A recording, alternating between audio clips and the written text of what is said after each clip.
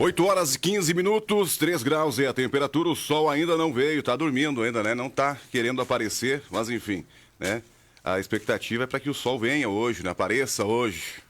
Vamos lá, uma neblina forte aí fora, 8 horas e 15 minutos, 3 graus de temperatura, giro da notícia, 23 de junho, terça-feira. Então hoje a gente recebe aqui, como a gente já havia anunciado, o vereador do Progressista de Espumoso, Leonardo Cumim, para uma conversa aqui, né? A gente saber sobre os trabalhos da sessão de ontem, né? Sobre os temas tratados, enfim, na sessão de ontem, um pouquinho mais sobre, claro, a legislatura aí, né? Do nosso vereador aqui de Espumoso, o Léo Cumim, do Progressistas. Bom dia, Léo, tudo bem? Bom dia. Bom dia, Rodrigo. Bom dia a toda a população de Espumoso que acompanha a Rádio Planetário e região aí também. Sempre um prazer estar aqui. Gosto muito da Rádio Planetário. E agradeço o teu convite mais uma vez para estar aqui. Faz uns dias já que a gente estava se programando, mas tem tempo para tudo.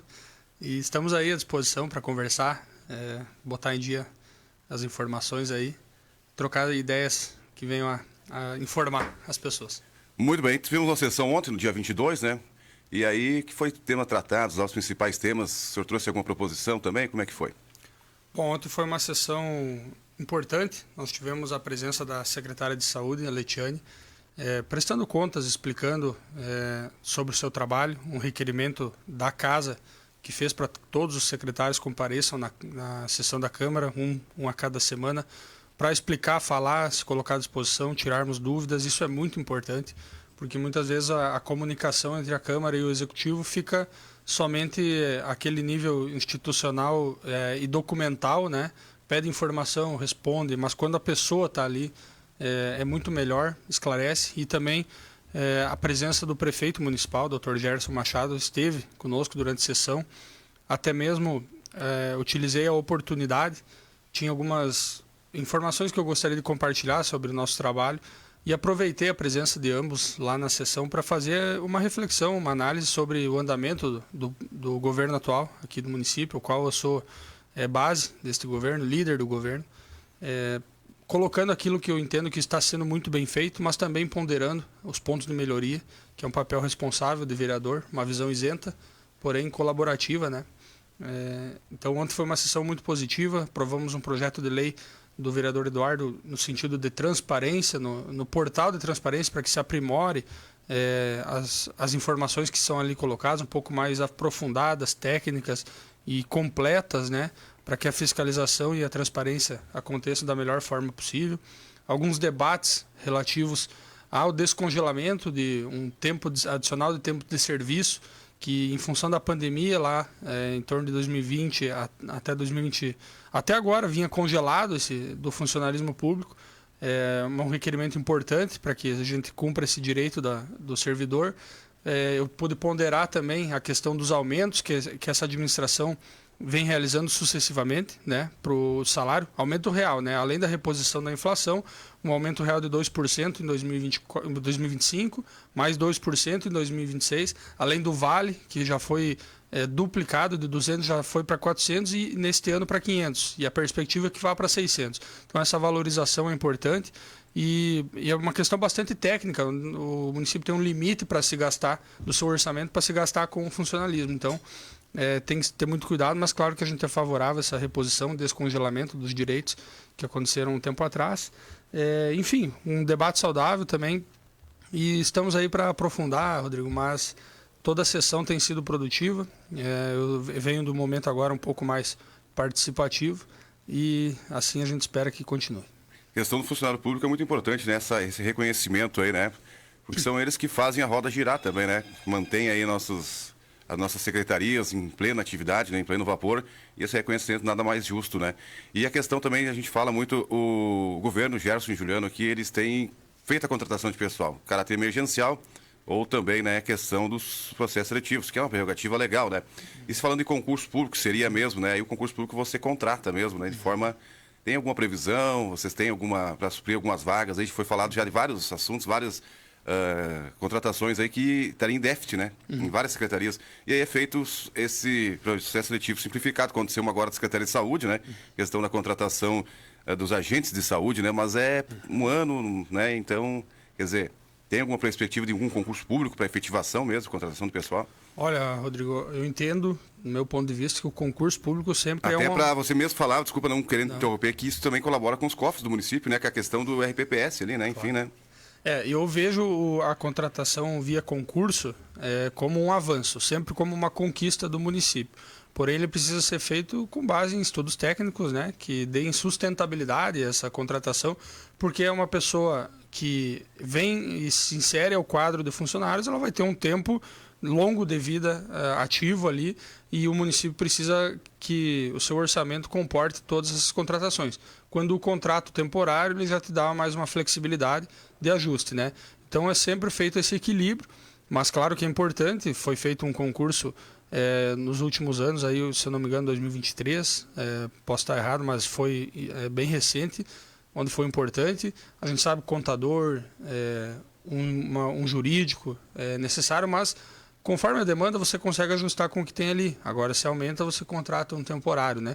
Agora, a questão do fundo, ele precisa se manter sustentável para que todo mundo que tem ali tenha segurança de uma boa aposentadoria, e isso é importante. Então, a entrada de novos concursados que venham a contribuir com o fundo, ele se torne bastante sustentável. É uma questão delicada, não só em Espumoso, mas no Brasil todo. Os fundos de previdência municipal correm um certo risco, porque de um período de 1990 a 2000 não se contribuía, né? Não era obrigatório, depois virou obrigatório e aí começou a se contribuir. Mas hoje nosso fundo relativamente saudável, embora a gente tenha parcelamentos do Poder Executivo, a contribuição dele acontecendo, mas o concurso vai vir a somar. E claro, essa valorização tende a atrair bons profissionais, isso que a gente tem que considerar. Quando você aumenta o salário, valoriza o funcionário, dá melhores condições de trabalho, isso tende a atrair pessoas. Muitas vezes a gente discute, né? Vai fazer obras, vai fazer melhorias para o povo, não precisa melhorar a infraestrutura. Por exemplo, a frota de veículos, a infraestrutura da prefeitura, que está bastante degradada e precisa ser reformada, já vem sendo feita. As escolas com mais condições, o posto com mais condições. Isso tudo não é que não está sendo para o povo. Quando você valoriza e dá condições para o funcionalismo, quem é beneficiado é a população, né? Então, tudo isso engloba o concurso, a decisão de fazer um concurso. A gente vai defender, mas de concreto, de proposta, ainda não existe nada. Por enquanto, a gente entende que vai continuar assim, até para que se tenha um controle maior desse gasto com funcionalismo, né? Até 50% é aceitável. Passa disso, a gente começa a ser apontado pelo Tribunal de Contas. Então, esse controle você precisa ter um pouco mais na mão. Se você concursa além da tua capacidade, você começa a ficar engessado num índice perigoso, né? Então, não sei se já é o momento, mas a gente está sempre atento a essa discussão.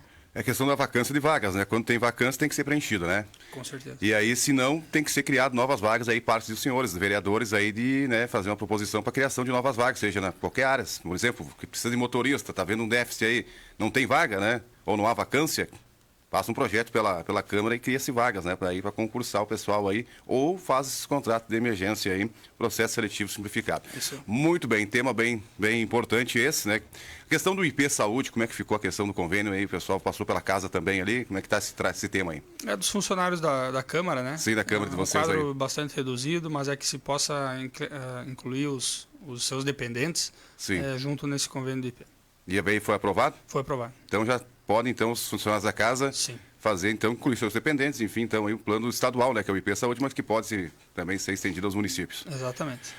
Muito bem explicados os nossos trabalhos. Agora a gente vai reservar um tempinho para falar que o senhor teve aí, mês passou, acho, né, e uma grande perda, né, que foi o falecimento do nosso ex-vereador aqui, atuante aqui, né, o Beto Cumim, como a gente fala, Leoberto Cumim, né, mais carinhosamente, Beto Cumim, que foi vereador, foi secretário, foi tudo isso, né. Você fala um pouquinho o que você aprendeu no meio político aí com o seu pai, que foi político, né, foi uma liderança do Partido Progressista. Acredito que você seja progressista por consequência, claro, de família do seu pai aí.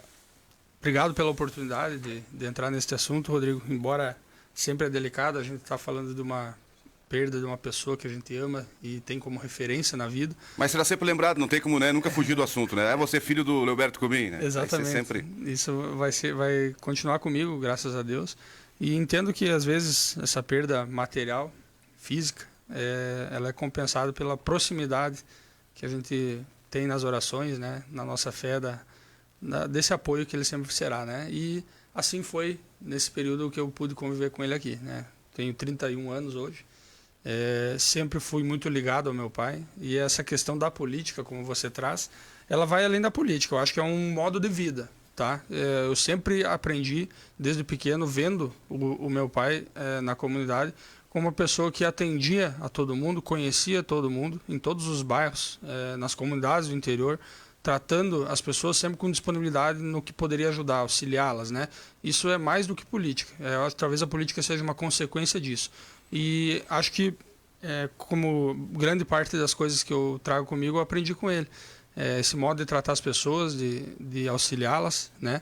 Então, isso se tornou, sim, uma caminhada política também, futuramente. Veja, de 2000, que foi o primeiro ano que o meu pai concorreu a vereador, até 2026, que é hoje, em todos estes anos a gente esteve presente nos pleitos eleitorais de Espumoso como vereador, né?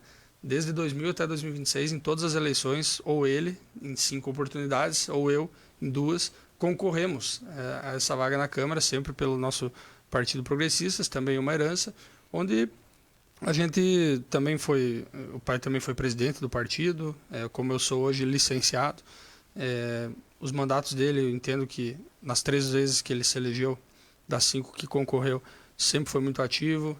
Ele teve um perfil um pouco, vamos dizer assim, mais combativo. Eu entendo que eu tenho um perfil bastante agregador, né? Não que ele não fosse e não que eu não seja combativo, mas é mais o que predomina na nossa atuação, né?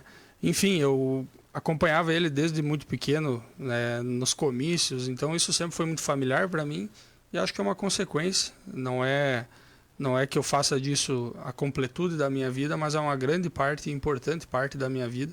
E também é uma forma de continuar o legado dele aqui, né? De certa forma, uma sucessão que a gente fez e mantém esse vínculo muito vivo, né? É uma inspiração, né? E quando foi o momento que ele disse, agora deve ter essa conversa, né? Porque vocês não iam concorrer os dois juntos, né? Ele disse, Léo, agora chegou a tua vez, então, de seguir em frente. Aí eu vou dar uma... É curioso, né, Rodrigo? Porque nunca nós conversamos a respeito disso. Nunca? Você Isso eu tenho a intenção e... Isso aconteceu ao natural, sabe? Ele, na última vez que ele concorreu ali, ele já não estava mais com aquele objetivo tão forte, né? Ele 2012 eu acho que foi, né? 2012 eu acho que foi. 2016 foi a última que ele concorreu. A última que ele concorreu. E foi para contribuir com o partido, né? Para ter aquele nome presente. 2012 foi que ele elegeu, né? Se elegeu. Exatamente. Mas ele sabia que talvez seria a última participação dele como no pleito, né?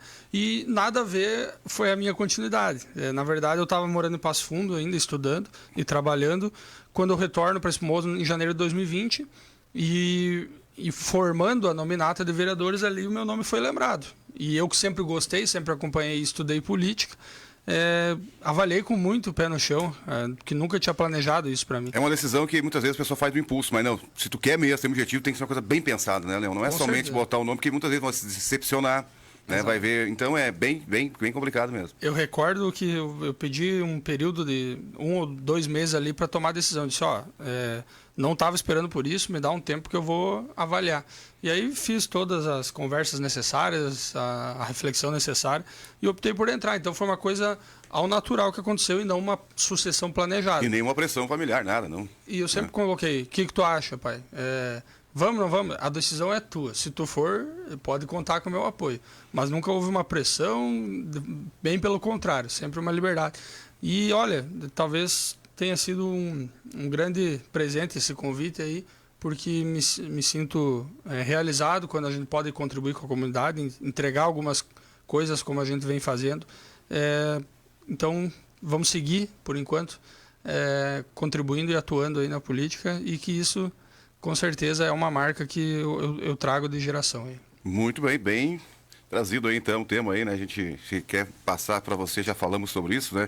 Nossos sentimentos, enfim, já passou um tempo, mas ainda, né? O luto persiste ainda, né?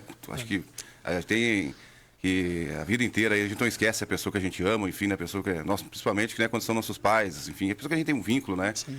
Ainda mais a gente sabe disso. Eu agradeço, Rodrigo, só para fechar assim, porque a gente recebeu muito apoio das pessoas aí na comunidade, isso nos ajuda, né? E claro, a gente tem que assumir a nossa responsabilidade. Eu tenho 2 irmãos e a mãe, então a gente também assume essa responsabilidade de manter as coisas tudo em ordem e lidar com tudo isso, né? O pai também tinha um escritório de engenharia, ele era engenheiro agrônomo, né? Sim. De agronomia, e a gente está achando uma forma de manter isso ativo também. Então, é importante, Rodrigo, esse apoio de todo mundo, mas agradeço. O luto ele realmente uma fase difícil, mas se bem assimilado, em alguns casos é mais complicado, mas bem assimilado, ele também pode ser uma forma de tu te fortalecer, de tu crescer, e espero que a gente consiga concluir isso tudo, porque tem um grande legado. O pai foi presidente de diversas entidades aí no município, deixou uma marca de ajuda em grande parte das pessoas aí, e a gente tem a responsabilidade de manter isso vivo. Fora que, né, eu conheci ele muito bem, fizemos campanha juntos já em 2012, né?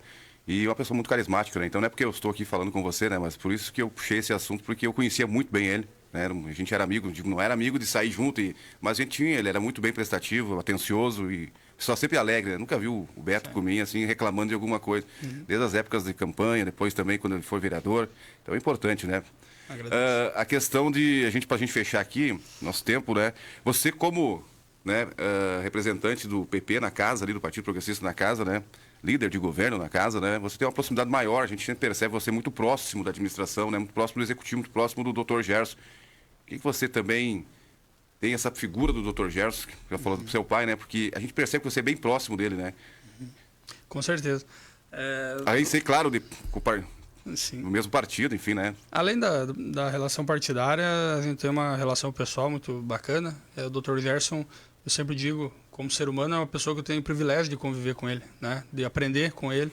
Porque imagina, são gerações diferentes, mas a gente tem uma afinidade muito, muito bacana, e realmente eu tenho orgulho dessa amizade, porque é uma pessoa que carrega valores, que carrega uma história bonita e um presente muito bonito, inspirador, pessoa inspiradora, e além da questão política, a nível pessoal, isso é bastante forte. Mas, politicamente, eu acho que é uma referência moral para a nossa comunidade, da retidão da sua conduta, né? Pessoa que vislumbra um futuro bonito para nossas gerações que vêm vindo, e tem colocado em prática isso aos poucos com a ajuda de toda a administração, né? E eu tenho sim essa proximidade. A gente chegou a cogitar concorrer juntos, fizemos uma composição, e está tudo certo, onde a gente saiu vitorioso, né? E eu tenho esse compromisso agora na Câmara de colaborar.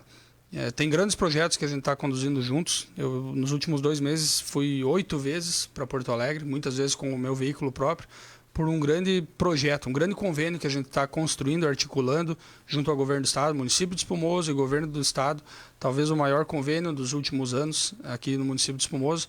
No momento oportuno a gente vai anunciar isso, mas esse trabalho silencioso vem acontecendo há bastante tempo, e essa ajuda é um compromisso constante que eu tenho com o Executivo, e essa proximidade é necessária. A gente ajudou a construir essa equipe que está lá. Ontem mesmo na Câmara eu fiz reflexão sobre tantas coisas boas que estão acontecendo, né?